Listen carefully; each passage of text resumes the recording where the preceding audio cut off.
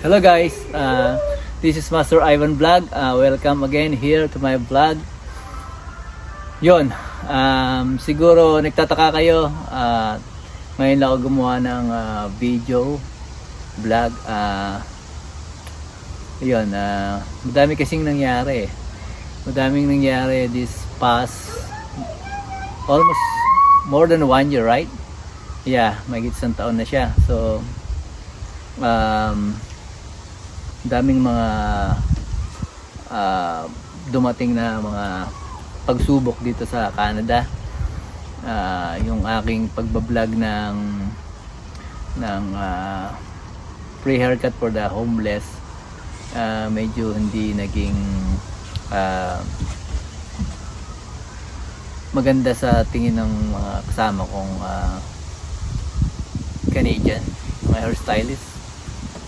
Mga kasama ko yung hairstylist sa salon. So medyo nung nakita nila yan, medyo napag-initan nila tayo ng konti, lalong lalo na yung manager ko doon. Medyo hindi sila natuwa sa ganong ginagawa ko na pagbibigyan ng libreng haircut sa homeless sa Canada, sa ano. And then ayun, tapos ayun, nagkaroon kami ng problema ng manager. So grabe,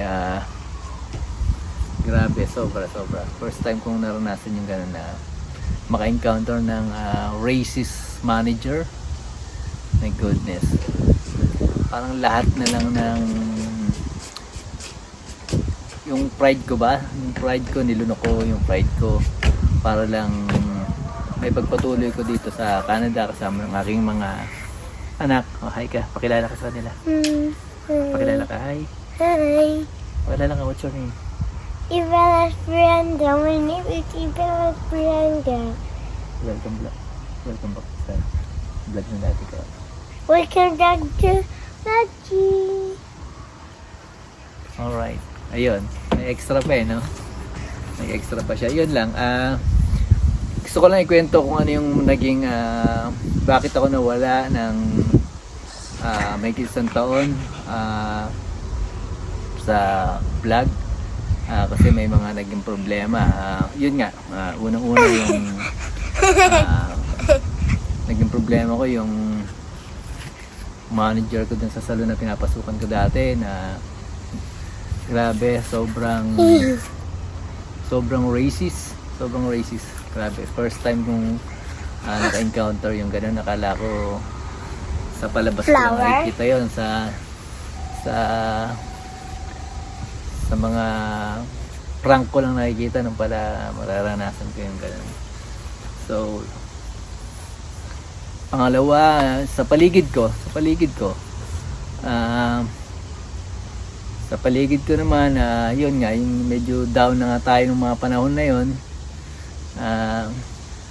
May mga tao naman din na Kristiyano, na mga Kristiyano kunwari, may mga pastor pa naman. May pastor akong na-encounter dyan sa Red Deer na talaga namang hindi lahat naman, maraming mababait na pastor dyan sa Red Deer. Maraming mabait na mga pastor dyan na kakilala ko, na malapit sa akin, naging kaibigan ko. Pero may pastor na yun nga, na dumating dyan at medyo down na nga nung panahon na yon, at talagang medyo hirap ako sa financial dahil napag-initan na ako ng manager. So yun, bawal pa naman akong mag part time kasi close permit ako. Then yung isang pastor dyan na kamote, ayun, ginawan pa ako ng hindi masyadong maganda. Nag-order siya ng product, hindi ko na sabihin kung anong product yun.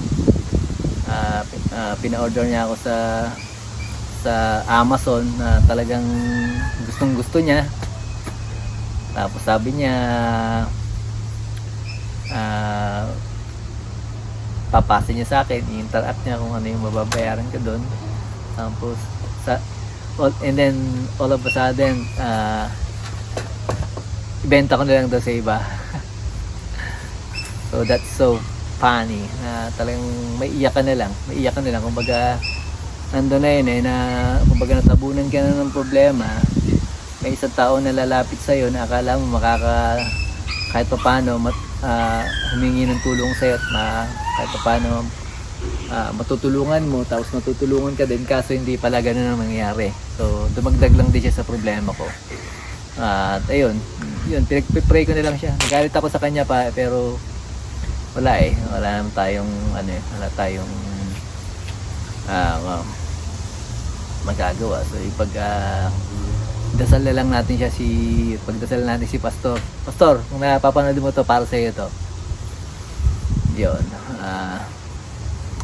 And then yun nga, tapos biglang nagkahigpitan na rito sa Canada. Ayun na, nung 2024, ayun na, nagkahigpitan na unti-unti nang pinapasikip yung mundo namin ng mga foreign workers. So pinapalit yung pag-stay namin dito. So maraming umuwi. Tapos ayun, nagkahigpitan yung processing ng Lamia. So hindi na sila nagbibigay ng Lamia ngayon. At yung mga dati pang naka-apply, so sila na lang yung nabibigyan. Then yung iba 1 year na lang binibigay, yung Lamia 6 months na lang. So tapos yung mga employer, tumaas pa yung rate ng foreign worker. So yung mga employer ngayon, so hindi na sila kukuha ng foreign worker kasi nga tumaas yung wage na hindi na kaya ng employer. So yun yung nangyari. So marami ditong mga kasama nating mga hairstylist din na matatagal na sila rito, more than decade na rin, more than ano na rin. Yung iba mga 6 years, mga ganun pataas. So tapos hindi pa rin sila permanent resident. So medyo yung iba nangamba, may iba napauwi na, yung iba naman nawanap ng ibang opportunities sa ibang lugar na medyo province. So yun, ganoon din ako. So naghanap ako ng ibang opportunity na magkakaroon ako ng panibagong work permit. So instead na uuwi na lang kami, kasi nandito yung 3 anak ko, okay naman kahit papaano, libre yung eskwelahan nila. So kahit papaano makakatipid ako sa pagbayad ng school nila kung uuwi kami sa Pilipinas. Kaya medyo naghanap ako ng panibagong work permit. So sa tulong naman ni Lord, binigyan ako ng work permit na mas maayos kaysa sa dati. So ayun, medyo inano ko muna, nag-focus muna ako sa bagong work. Kinalimutan ko muna yung mga nangyari sa akin in the past sa isang city. So ayun, medyo kahit pa paano medyo okay na yung work ko rito. Ayun, ganun pa rin. So mas lalo ngayong pahirapan, no? Napalitan si Trudeau ng pagiging prime minister niya nung bumaba siya, tapos bumalat si Carney. So medyo pahirap pa din. Parang every month may mga balita na nilalabas, may mga changes. So yung changes akala namin medyo paluwag, yung changes na nangyayari medyo pahigpit. So ayun, kaya nga ayun pa rin, nagpipray pa rin kami kay Lord kung bahala na kung ano ibibigay sa amin, kung anong plano niya sa amin. So ayun lang. Kaya pala ako kaya pala ako din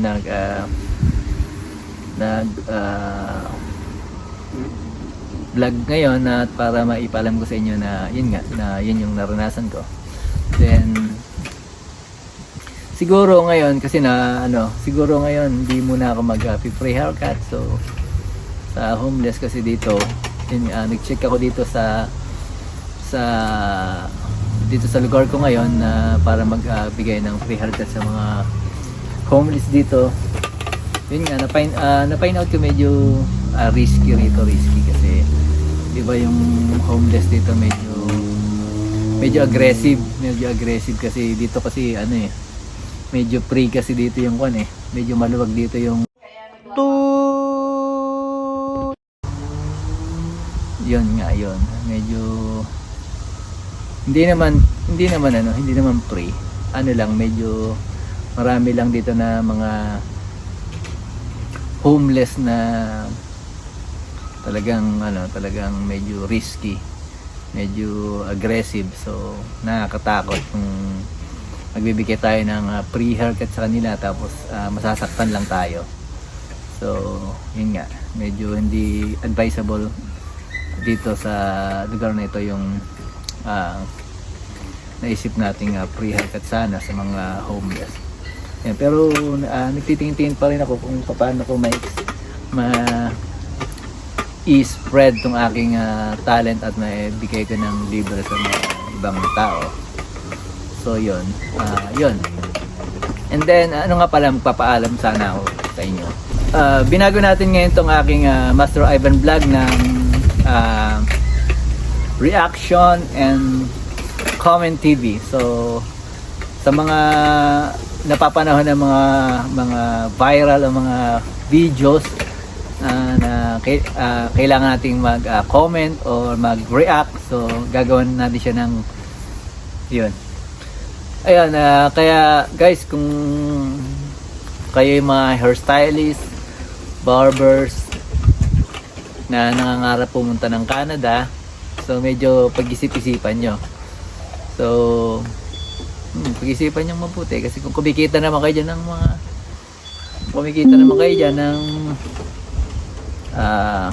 40 to 50,000 a month, so tingin ko mas okay na dyan kaysa dito. So dito talaga medyo maraming stress dito, marami kang kakaharapin problema. So akala lang ng ibang mga tao na nakarating ka dito sa Canada, nakapagpa-picture ka sa snow, nakapagpa-picture ka sa mga lake, akala nila marami ka ng pera. So hindi nila alam na dito pala bills to bills. Dati nung unang dating ko rito sa Canada, akala ko dreams. Oh, I'm here, this is my dream, this dream come true. My goodness, pagkatapos ng dumating na yung salary ng 1 month, my goodness, doon ko na nalaman na hindi pala dream come true, lalo na habang tumatagal, ayun, hindi siya dream come true. Napakadami ditong kinakaltas, napakadaming dapat bayaran buwan-buwan talagang. Tapos yung salary dito, yung wage dito medyo mababa lang, so talagang minsan abono ka, kung wala kang tip abono ka talaga sa buwan-buwan. So talagang anong nangyayari, paycheck to paycheck lang talaga. Tapos yung pinakamasakalot pa na to, yung mga humahawak ng papel, yung mga agency, yun sila yung kumikita talaga ng mga dito. Kami na mga foreign worker, talagang wala kaming, iniipon namin yung pera para pambayad sa kanila. So yun lang, medyo nakakalungkot talaga, kumbaga nakakapagod kasi wala kang naipon dito talaga. Tapos yung family mo sa Pilipinas na gusto mo tulungan, so ngayon napakahirap ng magbigay ng kaunting kasi nga yun, parang wala, parang same lang so ang hirap. Dati isang sabi lang sa akin ng ng kamag-anak ko, ng kaibigan ko, bigay ako agad. Pero ngayon ang hirap dukutin, ang hirap yung $20 dito, parang ang hirap ng gastusin. Kasi mababaon ka.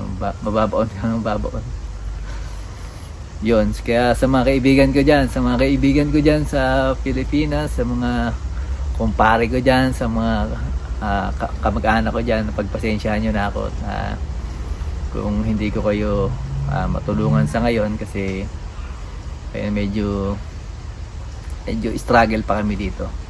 So, pasensya na sa mga kaibigan ko dyan, sa mga kamag-anak. Yan lang. Napaalam ko. Pero laban lang tayo dito, laban lang. Kung saan tayo dali ni Lord, laban lang tayo. At maraming salamat. Maraming salamat sa inyong panonood.